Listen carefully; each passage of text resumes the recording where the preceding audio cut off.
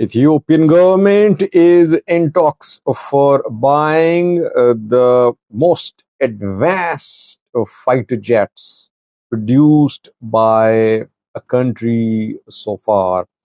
Some have been delivered recently, more talks ongoing reportedly. Welcome to my views and news. Views two news stories for you. First one is about purchase of modern fighter jets by the Ethiopian government. Second story is about a warning by US embassy to Ethiopians. Let's have a look at the news story about warning by US embassy to Ethiopians first. US embassy in Addis Ababa has released a message for Ethiopia. The embassy says that don't overstay when you enter the US. When you enter there on a visa, you must not overstay. Because if you overstay in the US, you could be permanently banned from traveling to the US. Such mistakes won't be considered as honest mistakes, and consular officers, they have access to immigration data, traveling data of the foreigners who enter the US. That is why don't violate your visa conditions which you must follow. Uh, well, US is definitely getting strict when it comes to entry of foreigners, when it comes to violation of visa conditions by foreigners. Those who have been living in the US for decades, they are uh, panicking. They say that they might have to leave the US the way Trump government is taking action on non-Americans. Perhaps that is why US Embassy in Addis Ababa released this statement. Yes, you should follow the commitments which you are required to follow while you get a visa to a country. Obviously, you must abide by the rules. If you don't abide by the rules, the host country can take any action. Secondly, viewers, Ethiopia has purchased more fighter jets and reportedly it is in talks to buy the most modern fighter jets produced by Russia so far.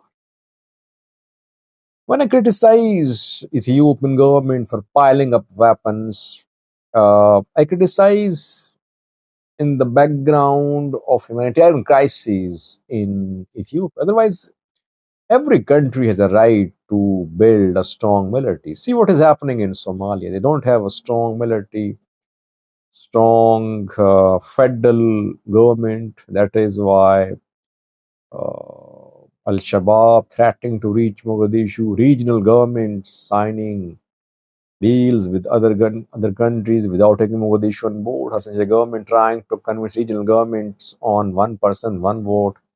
Electoral system, regional governments refusing to comply. So you need military. But military should be used externally, not internally. Internally, it is used only as a deterrence. I mean, those who challenge the federation, challenge the government, they know that the military could be used. But military's use internally should be avoided. Anyway, Ethiopian government has been working to upgrade the capabilities of its air force. Why? Because the air force played a key role in the deadly war in northern Ethiopia, Tigray war, from November 2020 till November 2022. 2 year long war once saw Tigray fighters reach around 100 kilometers away from the capital. But purchase of modern air machines like drones, jets, etc., helped Ethiopian Federal Forces in pushing Tigray fighters back from North Shore, Amhara, roaming a special zone, Amhara to Mekelle. Secondly, keeping in view that Ethiopia is locked into a conflict with Egypt and with Eritrea, Ethiopian government wants to ensure that it has an edge over these countries militarily. Ethiopia-Egypt dispute is about good. Egypt has one of the most well-equipped uh, air force in Africa. Egyptian Air Force has the most modern fighter jets, Russian, Chinese, American, French Rafale,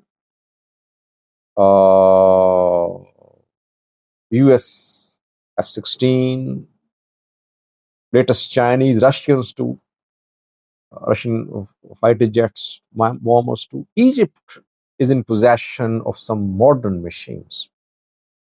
Eritrea relying mainly on Russian machines. But Ethiopia wants to ensure that its air force is able to counter if any threat arises from Egypt. And secondly, it wants to ensure that it has an edge over Eritrea militarily in terms of having a better air force. That is why Ethiopia has been investing a lot on its air force. Ethiopia bought Akinji drones, which were not needed. Ethiopia already had TB2s, Winglongs, but in order to have the best Turkish drones in Africa, Ethiopia bought Akinjis. Ethiopia is trying to develop its air force more, and Su-30, Sukhoi 30 uh, fighter jets were purchased by the Ethiopian government last year. Pictures came out and the delivery was confirmed. Ethiopia has been using another variant of Sukhoi for years, that is Su-27. But last year it bought Su-30. Reportedly, more deliveries of Su-30 arrived in Ethiopia this year.